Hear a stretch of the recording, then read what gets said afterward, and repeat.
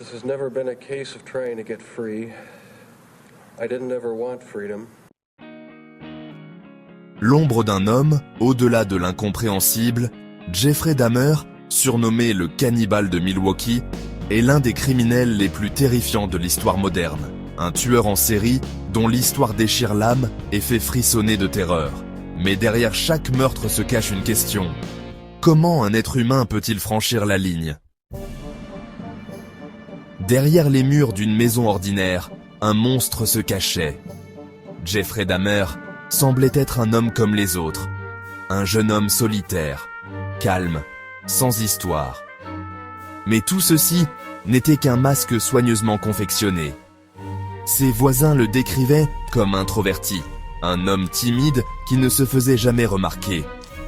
Mais dans les recoins sombres de sa maison, une toute autre réalité se tissait. En 1978, il tua sa première victime, Stephen Hicks. Mais ce n'était que le début. À partir de là, son besoin de contrôle et de souffrance humaine grandit, tout comme son pouvoir sur ses victimes. Il les manipulait, les rendait vulnérables. Ses victimes, toutes jeunes, souvent perdues, en quête de réponse. Mais pour Dahmer, il n'y avait pas de rédemption. Les indices étaient là, mais personne ne voulait les voir. Jusqu'au jour fatidique de 1991. L'enquête commença après qu'une victime ait réussi à s'échapper et à alerter la police. Mais ce qu'ils découvrirent était au-delà de l'imaginable. Des corps, des restes humains, des traces de violence, de dégradation. La maison de Dahmer était un temple macabre, un cimetière vivant.